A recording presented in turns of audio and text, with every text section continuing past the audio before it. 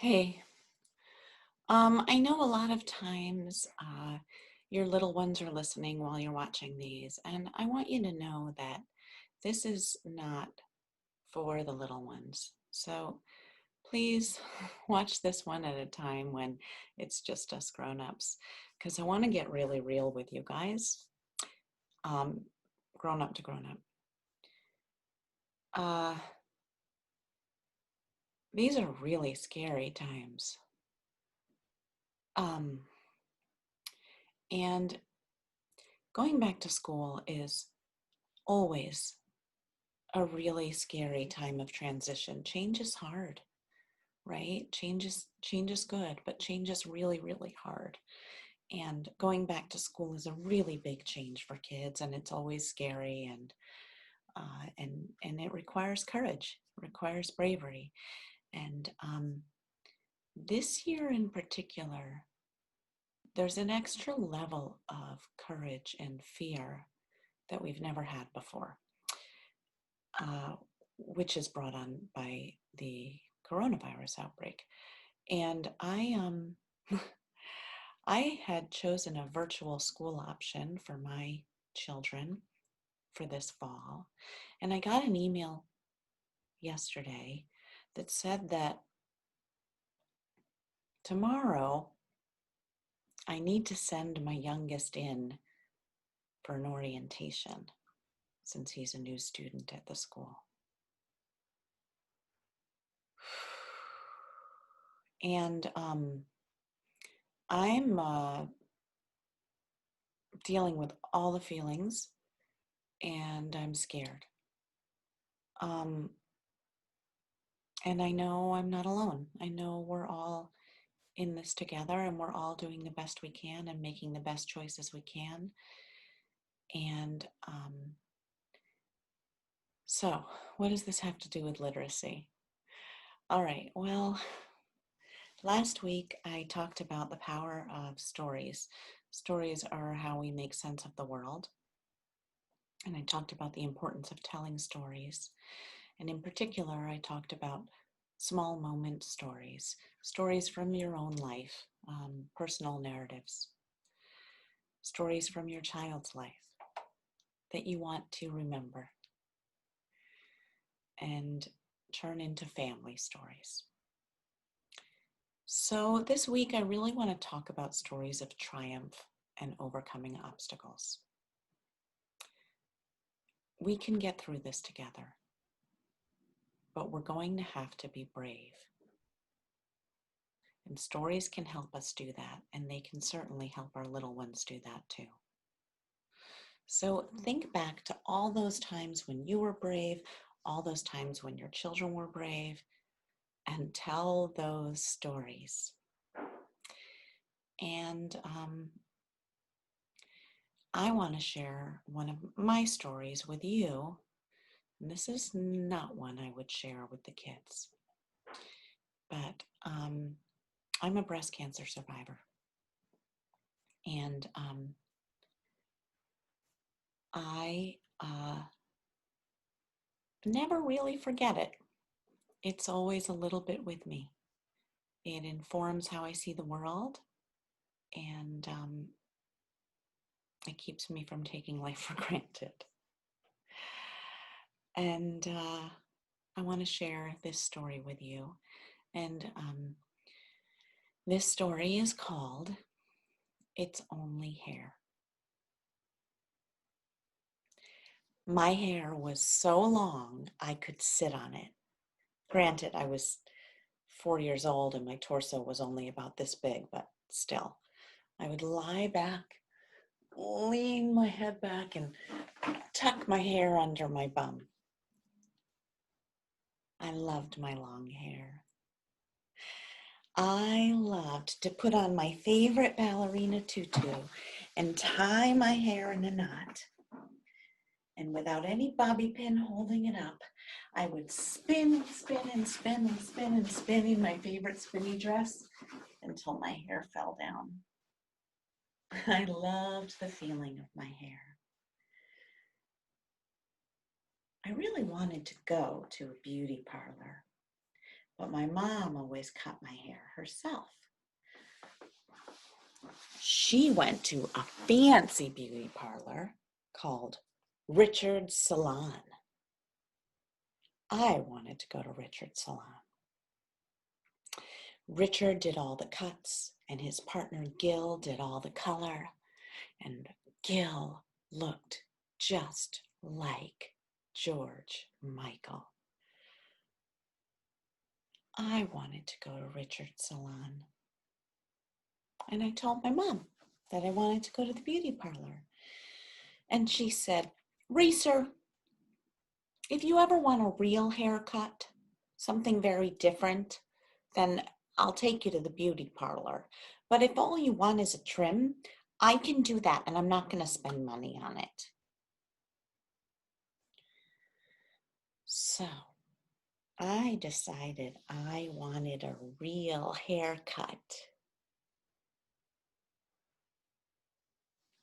Dorothy Hamill. You remember the Hamill camel into the back sit spin?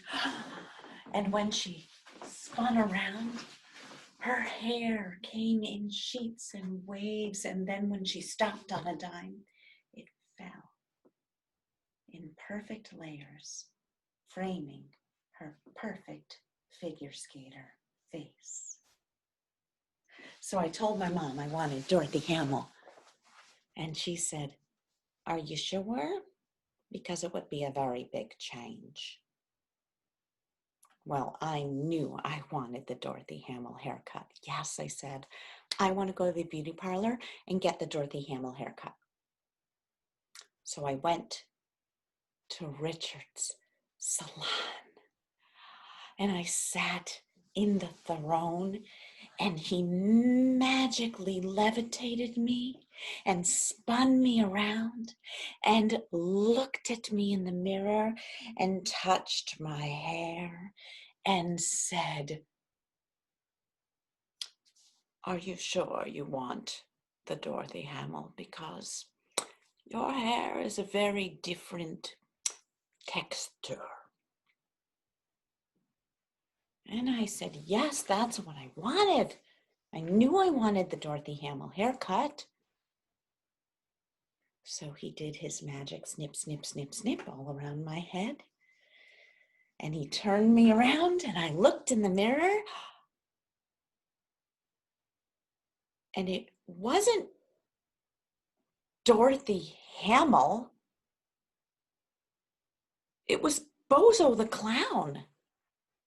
Started at my neck, it went out, and it was all frizzy, and then it went in. It was Bozo. I vowed I would never get a real haircut again. So I was a long-haired girl, and I was a long-haired teen, and I was a long-haired college girl, and I was a long-haired bride, and I had white roses in my hair, and I was a long-haired mom. And then I got diagnosed with breast cancer, and I knew I was going to lose my hair. And I decided some little girl should have it to sit on. So I cut it off, and I donated it to children with hair loss. And I love to think about some little girl wearing my hair, spinning around. Then, after about my 4th chemo treatment, my nurse told me that my hair would be falling out soon. Well, I didn't want to just let it fall out. I wanted to take it out.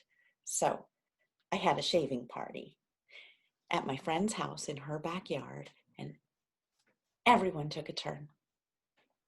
We started with scissors and then the clippers, and all the grown-ups and all the kids got a turn to do a part of my head, but not the strip down the middle, because I had a plan. I wanted to shave it into a mohawk, take a picture for my mom, and then shave the rest off. So we shaved it into a mohawk, and I looked in the mirror, and it was fantastic. I loved it. I looked fierce. I highly recommend getting a mohawk if you've never had one. everyone should have a mohawk for at least a weekend. As it turned out, the next day was the Pride Festival. So I went with my boys like we always went every year, and I went with all my queer friends like we went, and I was fabulous. And everyone was coming up to me going, "Oh, I love your hawk," and asking to touch my head, and everyone thought it was the coolest thing ever, and so did I. And then the next day there was an event at the temple, and it didn't go over quite as well as it did at the Pride Festival. In fact, at the temple, nobody said anything about my mohawk. Maybe they didn't notice. After a couple hours at the event, one friend finally broached the subject. She indicated my head and said, "So, is this for a part in a show?"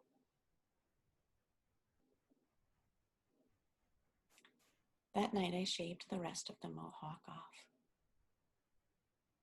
I was scared to look at myself in the mirror, bald. But I looked at myself in the mirror, and I looked okay bald, kind of like a Buddha. About a week later, I was in the shower, and I was washing my scalp, and it started to feel weird. And I looked down at the shower water, and it was clogged, coming up to my ankles. So I reached down and I pulled out thousands of tiny itty bitty roots of hair that had fallen out of my head. And it was the oddest feeling ever. And when I came out of that shower, my head was completely smooth.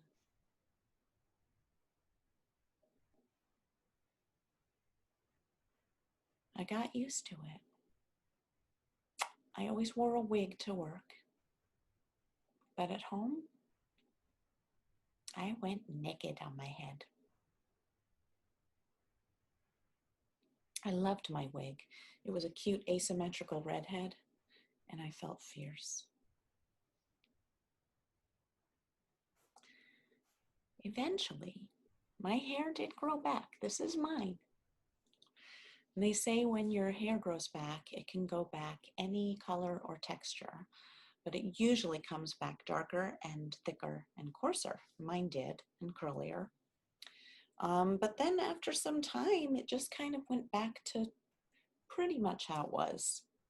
If anything, maybe it's a little straighter now. But it did come back blacker in the beginning. Anyway, at this point, I will never have a bad hair day again. And for me, when I'm facing difficult times, I think about all the things that I've gone through, and I know that I can do it. So I'm going to ask all of you to reach back in your life. I know we've all overcome so many things. Think of your stories, what you've overcome. Give yourself credit. Give yourself some props. You've been through a lot, and we'll get through this too.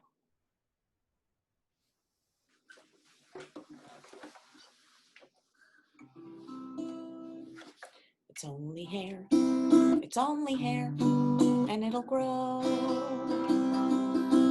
It's only hair, it's only hair, and it'll grow. When I was just a girl, my hair had curl, and I liked to lean my head back and and let it all unfurl. I do a ballerina spin with my hair in a bun without a pin. The world would go round and without a sound, my hair would come down again. It's only hair, it's only hair, and it'll grow. It's only hair, it's only hair, and it'll grow. I wanted a salon cut. My mom said that's okay, but more than just a trim, Risa, or I won't put the cash up. So I said, Dorothy Hamill, I want hair like Dorothy Hamill. So we went to Richard's salon and cut my hair like Dorothy Hamill. It's only hair, it's only hair, and it'll grow.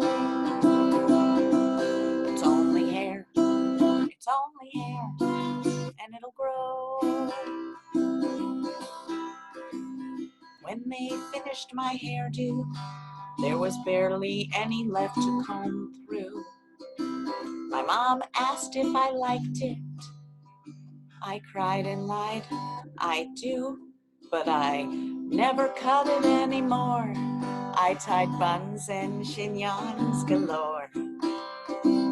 I'll grow my hair past my shoulders, to my waist, to my knees, to the floor. It's only hair, it's only hair, and it'll grow. It's only hair, it's only hair, and it'll grow. And then it all came out. In the shower it swirled about.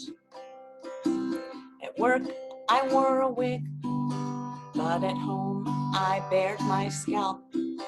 My wig made the best rain hat, the best winter hat, and more than that, as an asymmetrical redhead, no one treated me like a doormat.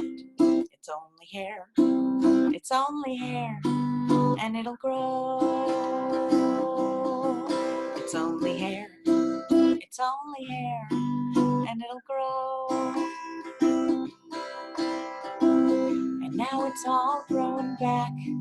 It came darker, closer to black. And I will never ever have a bad hair day again.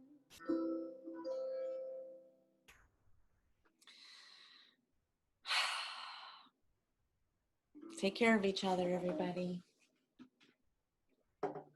Be brave, be courageous. Remind yourselves that you can do this. I know you can. We will get through this. I love you guys. Keep singing.